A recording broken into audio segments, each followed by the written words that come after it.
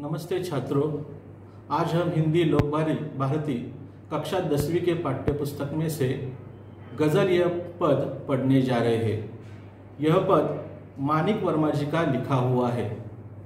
मानिक वर्मा जी का जन्म 1938 में उज्जैन मध्य प्रदेश में हुआ था।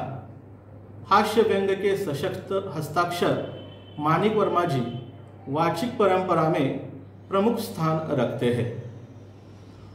आपके व्यंग बड़े ही धारदार होते हैं। आपकी गज़लें बहुत ही प्रेरणादायी होती है। मानिक वर्मा जी की प्रमुख कृतियाँ है गज़ल मेरी इबादत है, आखिरी पत्ता, आदमी और बिजली का खंबा, महाभारत अभी जारी है, मुल्क के मालिक को जवाब दो आदि उनकी प्रमुख कृतियाँ है। प्रस्तुत गज़ल के अधिकांश शेरों में वर्मा जी ने सबको जीवन में निरंतर अच्छे कर्म करते हुए आगे बढ़ने के लिए प्रेरित किया है। गज़लकार ने संदेश देते हुए कहा है कि अपने रूप रंग से सुंदर दिखने के बजाय अपने कर्मों से सुंदर दिखना आवश्यक है। कर्म यानी क्या? काम। अपने काम सुंदर होने चाहिए, ऐसा उन्होंने इस गज़ल में कहा है। साथ ही साथ उन्होंने जीवन में कितने भी संकट आए हमें घबराना नहीं चाहिए, उसका मुकाबला करना चाहिए, यह यहाँ पर बताया है। डरपोक लोगों के दिलों से डर बाहर निकालना, यह भी यहाँ पर इस गज़ल कविता में उन्होंने बताया है। चलो बच्चों, आज हम इस कविता का अध्ययन करते हैं। सबसे पहले हम पूरी कविता पढ़ते हैं और उसके बाद दो दो पंक्तियों का अर्थ यहाँ पर देखते हैं। आपसे किसने कहा स्वर्णिम शिखर बनकर दिखो, शौक दिखने का है तो फिर नींव के अंदर दिखो, चल पड़ी तो गर्द बनकर आसमानों पर लिखो, और अगर बैठो कहीं तो मील का पत्थर दिखो। सिर्फ देखने के लिए दिखाना कोई दिखाना नहीं, आदमी हो तुम अगर तो आदमी बनकर दिखो। जिंदगी की शक्ल जिसमें टूटकर बिखरे नहीं, पत्थरों के शहर में वो आईना बनकर दिखो। आपको महसूस होगी तब हर एक दिल की जलन, जब किसी धागे सा जलकर मोम भीतर दिखो। एक जुगनू ने कहा मैं भी तुम्हारे साथ हूं, वक्त की इस धुंध में तुम रोशनी बनकर दिखो। एक मर्यादा बनी है हम सभी के वास्ते, गर तुम्हें बनना है मोती सीप के अंदर दिखो। डर जाए फूल बनने से कोई नाजुक कली, तुम ना खिलते फूल पर तितली के टूटे पर दिखो। कोई ऐसी शक्ल तो मुझको दिखे इस भीड़ में, मैं जिसे देखूं उसी में तुम मुझे अक्सर दिखो, उसी में तुम मुझे अक्सर दिखो। अब हम पहली दो पंक्तियों का अर्थ देखते हैं। आपसे किसने कहा स्वर्णिम शिखर बनकर दिखो, शौक दिखने का है तो फिर नींव के अंदर दिखो। इन दो पंक्तियों में कठिन शब्द है स्वर्णिम। स्वर्णिम का अर्थ होता है सोने के रंग का। शौक, शौक यानी अभिरुचि। नींव यानी मराठी में जिसे पाया कहते हैं, या जमीन का वही हिस्सा, जमीन के अंदर जो हिस्सा होता है इमारत का, उसे नींव कहा जाता है। इसका अर्थ इस प्रकार से है कि हम अक्सर चमचमाते शिखरों को, इमारतों को देखते हैं, उसकी हम प्रशंसा करते हैं। लोग समाज में इन शिखरों के समान ही सम्मान पाना चाहते हैं, परंतु वास्तव में देखा जाए तो इन शिखरों से अधिक महत्व उन ईंटों का और पत्थरों का है जिनके कारण यह शिखर बन सके। यदि नींव की ईंटों ने गुमनामी के अंधेरे में रहना स्वीकार न किया होता तो इन शिखरों का अस्तित्व ही नहीं होता। यानी नींव अगर मजबूत नहीं होता तो इमारत भी मजबूत नहीं हो सकती। इसी प्रकार से हम समाज के लिए कुछ करना चाहते हैं तो हमें प्रशंसा, वाहवाही का लोभ त्याग कर नींव की ईंटों के समान कुछ अच्छा और सुदृढ़ काम करना चाहिए, यह यहाँ पर मानिक वर्मा जी कहना चाहते हैं। अगली दो पंक्तियां देखिए। चल पड़ी तो गर्द बनकर आसमानों पर लिखो, और अगर बैठो कहीं तो मील का पत्थर दिखो। इन दो पंक्तियों में कठिन शब्द है गर्द। गर्द यानी धूल। आसमानों, आसमानों यानी गगन या आकाश। इसका अर्थ इस प्रकार से है, यदि आप मंजिल की ओर अग्रसर है तो अपने अच्छे कर्मों के कारण ही उसी प्रकार आसमान तक छा जाओ, जैसे आंधी आने पर पृथ्वी से आकाश तक धूल ही धूल हमें दिखाई देती है। अर्थात आपके द्वारा किए गए अच्छे कामों का प्रभाव और चर्चा हर तरफ होनी चाहिए। और यदि आप मंजिल की ओर बढ़ते हुए मार्ग में कहीं बैठ जाते हैं तो मील के पत्थर के समान बनो। मील का पत्थर जिस प्रकार एक पथिक को अपनी मंजिल की ओर बढ़ते समय सहायता करता है, उसी प्रकार क्रियाशील न होते हुए भी आप दूसरों की मदद करो। आपने मील का पत्थर देखा होगा, वो मील का पत्थर क्या करता है, एक ही जगह पर रुका रहता है, लेकिन वह पथिक को आगे का शहर कितनी दूर है यह जानने के लिए मदद करता है। उसी प्रकार से इंसान को भी क्रियाशील न होते हुए भी हमें दूसरों की मदद करनी चाहिए। दूसरों की मदद करना बहुत आवश्यकता होती है, इसलिए दूसरों की मदद करना काफी महत्वपूर्ण है, ऐसा कवि यहाँ पर बताते हैं। अगली दो पंक्तियां देखिए। सिर्फ देखने के लिए दिखाना कोई दिखना नहीं, आदमी हो तुम अगर तो आदमी बनकर दिखो। इसका अर्थ इस प्रकार से कि ईश्वर ने हमें मनुष्य का सुंदर जीवन दिया है और इस जीवन का उद्देश्य केवल सजना, संवरना और सुंदर दिखना ही नहीं होना चाहिए। हमारे द्वारा किए गए काम भी सुंदर होने चाहिए। ईश्वर ने हमें जो श्रेष्ठ मानव जीवन दिया है, हमें मानवीय गुणों को अपनाना चाहिए। हमारा कोई भी काम ऐसा ना हो जो मानवता के दायरे से बाहर हो। समाज के सभी के प्रति हमारा व्यवहार ऐसा हो कि सारा संसार हमें एक अच्छे मनुष्य के रूप में जान सके। तो इन दो पंक्तियों में, पहली पंक्ति में यह बताया है कि किस तरह से कुछ लोग सिर्फ सुंदर दिखने का प्रयास करते हैं, लेकिन सुंदर दिखना यह महत्वपूर्ण नहीं है, तो हमारे काम भी सुंदर होने चाहिए, इस प्रकार से यहाँ पर बताया है। और दूसरा कि हमारे जो इस प्रकार से जो भी हमारे गुण है, मानवतावादी गुण, उस मानवतावादी दायरे में हमें रहना चाहिए, यह यहाँ पर कवि ने बताने का प्रयास किया है। अगली दो पंक्तियां है। जिंदगी की शक्ल जिसमें टूटकर बिखरे नहीं, पत्थरों के शहर में वो आईना बनकर दिखो।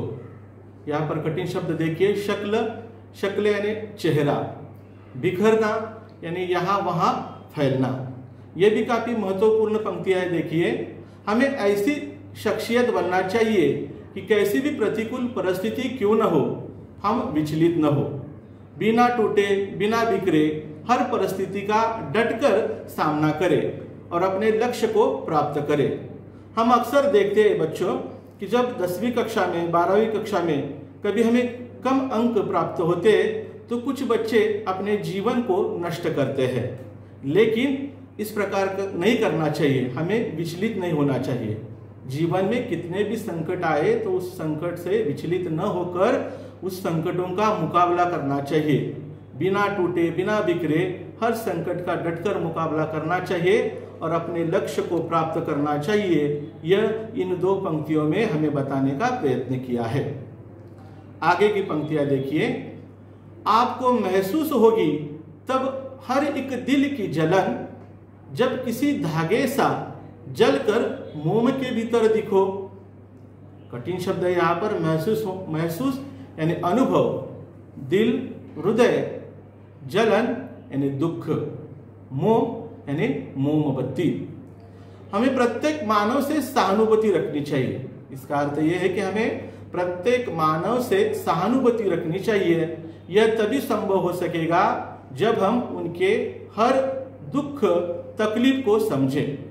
यहाँ पर उदाहरण दिया है, जैसे मोमबत्ती का धागा। मोमबत्ती का जो धागा होता है वो सदा मोमबत्ती के साथ रहता है। और उसी के साथ जलता है। हमें भी उसी प्रकार से जब हम दीन दुखियों की पीड़ा को समझेंगे तो उसे दूर करने का यथासंभव प्रयास करेंगे। इस प्रकार हम अपना मानव धर्म निभा सकेंगे। अगली दो पंक्तियां देखिए। एक जुगनू ने कहा, मैं भी तुम्हारे साथ हूं, वक्त की इस धुंध में तुम रोशनी बनकर दिखो। धुंध यानी कोहरा, रोशनी, रोशनी यानी प्रकाश। इस पंक्ति का अर्थ इस प्रकार से कि जब वक्त हमारा साथ नहीं देता, कभी कभी ऐसी परिस्थिति आती है कि वक्त हमारा बिल्कुल भी साथ नहीं देता है, हर तरफ असफलता की धुंध के समान छाई होती है, निराशा रूपी अंधकार का साम्राज्य हो जाता है। ऐसे समय एक छोटी सी आशा की किरण भी बहुत बड़ा सहारा बन सकती है। यहाँ पर उदाहरण दिया है जुगनू का। ठीक उसी प्रकार जैसे घने अंधकार में चमकता हुआ जुगनू, जब हम घने अंधकार में फंसे हैं, चारों तरफ अंधेरा है, ऐसे समय अगर जुगनू चमकता है तो उस जुगनू के प्रकाश में हमें रास्ता दिखाई दे सकता है। ठीक उसी प्रकार से हमें भी निराश, हताश लोगों के मन में आशा की किरण को जगाना चाहिए, यह कवि यहाँ पर बताते हैं। अगली दो पंक्तियां देखिए। एक मर्यादा बनी है हम सभी के वास्ते, गर तुम्हें बनना है मोती, सीप के अंदर दिखो। इसमें कठिन शब्द हम देखते हैं, गर यानी अगर, मर्यादा यानी सीमा। इन पंक्तियों का अर्थ इस प्रकार से है कि सभी मनुष्य के लिए समाज में रहने के लिए कुछ सीमाएं हैं जिनका हमें पालन करना होता है, तभी समाज हमें और हमारे व्यवहार को स्वीकार करता है। अगर तुम चाहते हो कि लोगों में तुम्हारी कोई पहचान बने, तो जिस प्रकार सीप के अंदर मूल्यवान मोती छिपा होता है, उसी प्रकार तुम्हें समाज के लिए, कल्याण के लिए श्रेष्ठ कर्म करने चाहिए। तुम्हारी यह कल्याण भावना तुम्हें एक पहचान देगी, सम्मान देगी। अगली दो पंक्तियां। डर जाए फूल बनने से कोई नाजुक कली, तुम ना खिलते फूल पर तितली के टूटे पर दिखो। इसका अर्थ इस प्रकार से है कि यदि कोई कोमल कली फूल बनने से डर रही हो, क्योंकि कली जानती है कि उसके खिलते ही तितली उसका रस चूसने के लिए आएगी और फूल बनी कली को परेशान करेगी, तो तुम्हें फूल को तितली से बचाने का प्रयास करना है, अर्थात उसके डर को दूर करने में उसकी मदद करना है। इस कविता के माध्यम से कवि हमें कहना चाहते हैं कि समाज में इस प्रकार से बहुत सारे डरपोक लोग होते हैं जो हमेशा डर डर कर जीते हैं। ऐसे डरे हुए, सहमे हुए जो लोग होते हैं, उनके दिलों से हमें डर बाहर निकालना है। अंतिम दो पंक्तियां देखिए। कोई ऐसी शक्ल तो मुझको दिखे इस भीड़ में, मैं जिसे देखूं उसी में तुम मुझे अक्सर दिखो, उसी में तुम मुझे अक्सर दिखो। शक्ल यानी चेहरा, अक्सर, अक्सर यानी हमेशा। तो कवि यहाँ पर कहते हैं कि यह संसार मनुष्य का एक सागर है। भीड़ में जाने अनजाने अगणित चेहरे हर तरफ हमें दिखाई देते हैं। हे ईश्वर, मैं चाहता हूं कि मैं जिसे भी देखूं मुझे उसी में तुम नजर आओ, क्योंकि तुम तो सर्वव्यापक हो। यानी इस तरह से इस कविता में मानिक वर्मा जी ने हमें हमेशा अच्छे काम करते हुए आगे बढ़ने के लिए प्रेरणा दी है। उसी प्रकार से हमारा जीवन का उद्देश्य केवल सुंदर दिखना नहीं है, तो हमारे काम भी सुंदर होना चाहिए, यह बताया है। साथ ही साथ अगर कोई संकट आता है तो उस संकट में हमें विचलित नहीं होना चाहिए, यह बताया है। संकट का हमें मुकाबला करना चाहिए, यह यहाँ पर बताया है। अगर कोई डरपोक व्यक्ति है तो ऐसे डरपोक व्यक्तियों से, उनके डर से, उनके दिलों से हमें डर दूर करना चाहिए। इस प्रकार की प्रेरणादायी बातें उन्होंने गजल इस कविता के माध्यम से, उनके शेरों के माध्यम से हमें यहाँ पर बताने का प्रयास किया है। अब हम इस कविता का स्वाध्याय देखते हैं। पहला स्वाध्याय है आकृति पूर्ण कीजिए। कवि के अनुसार ऐसे दिखो। किस प्रकार से दिखने के लिए कहा है? उसका उत्तर है नींव के अंदर दिखो, मील का पत्थर बनकर दिखो, आदमी बनकर दिखो और आईना बनकर दिखो। यह इसका उत्तर है। दूसरा स्वाध्याय है विधानों के सामने सत्य या असत्य लिखिए। पहला वाक्य है उसमें स्वर्णिम शिखर बनकर जीना ही जीना है। यह वाक्य सत्य है या असत्य? तो यह वाक्य असत्य है, क्योंकि सिर्फ स्वर्णिम शिखर बनकर जीने के लिए नहीं कहा है, तो नींव की तरह जीने के लिए हमें कहा गया है, इसलिए यह वाक्य असत्य है। दूसरा वाक्य है मील का पत्थर बनकर जीना अच्छा नहीं है। यह भी वाक्य असत्य है, क्योंकि मील का पत्थर बनकर हमें जीने के लिए कहा है, क्योंकि मील का पत्थर एक जगह पर रहकर भी लोगों की मदद करता है, तो यह वाक्य असत्य है। तीसरा वाक्य है मोमबत्ती के धागे जैसा जीवन जियो। यह वाक्य सत्य है।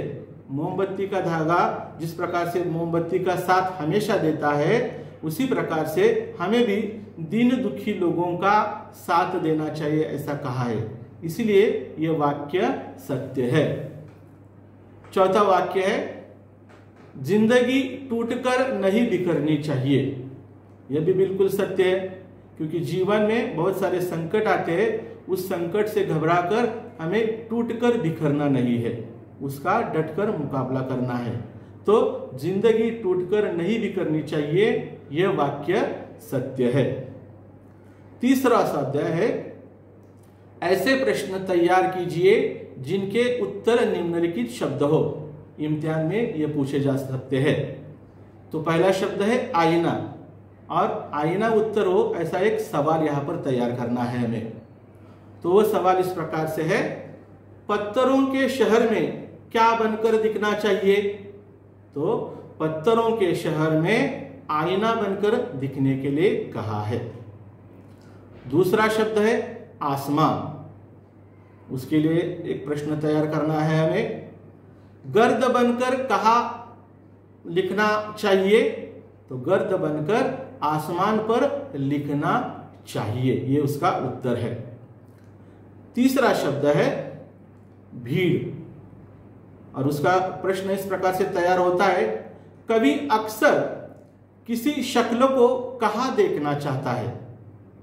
उसका उत्तर है कवि अक्सर किसी शक्ल को भीड़ में देखना चाहता है। तो प्रश्न इस प्रकार से तैयार हुआ कवि अक्सर किसी शक्ल को कहाँ देखना चाहता है। चौथा शब्द है जुगनू, उस पर एक सवाल तैयार करना है। वक्त की धुंध में साथ रहने को किसने कहा है?